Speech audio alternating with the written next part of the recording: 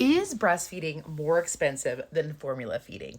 I saw this question on TikTok the other day, and of course, I had to do the math. So let's go check it out. All right, starting off with the expenses in the breastfeeding category. So I'm doing this from the perspective as a full-time working mom. So I am during the day pumping, and then when I'm home at night, I am feeding baby directly, so nursing. So I do have a pump that is worth $200. I am only going to put one pump in this, although I think a lot of moms who are doing a lot of pumping have multiple. Like I definitely do. I have one of these, and I also have a wearable, but you don't technically need that. So $200 for the pump. Then you need to replace the pump parts again if you're full time pumping about once a month. So the official ones from Spectra are about $30, and that's just one side. So you need to get double this, so 60. And then technically not every part needs to be replaced every month, but we're just gonna go on like the really safe side here. So $60 every month for the whole first year.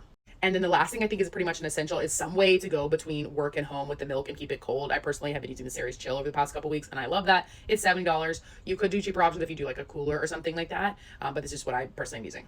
Last expense over in this category is some breast milk storage bags. Now, not every pumping journey is going to have like the need for a bunch of bags, but I think a lot at least have some bags in the equation. So I'm gonna leave $50 for bags.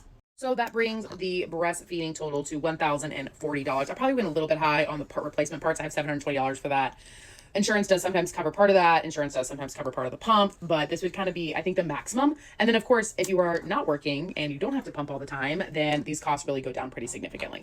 All right, we're going to take a look at formula now. I've never really looked into this a ton because I've never formula fed, but I do think I'd probably go with something like Boppy that has like an organic option. I know every baby's like so different on this, and there's so many different options out there. This is by no means me like relating or sponsoring this company at all. I've never used it, but let's just stick with this. It's $28 a can for their like organic option. And they had this table on their website, like for each month of your kid's age, it showed how many cans that you would need for that month. And so that allowed me to calculate how much it costs to formula feed a kiddo for a whole year. And that was about 100 cans from what I could calculate from this chart. Again, I've never formula fed, so if you're a formula feeding mom, let me know if this sounds reasonable. But at $28 a can would be $2,800 for the year. So even at like pretty much the max breastfeeding price, you're still at least half of the formula price. And you can tell like I didn't put time in there. I didn't put bottles in there either, because either way you're buying bottles, either way you're washing bottles.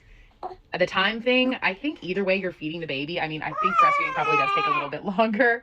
But either way, you know, you're making bottles or you're feeding bottles. So if people want to get more into the weeds on that, you're welcome to do so in my comments. But anyway, I hope this helps, and I'll see you guys next time.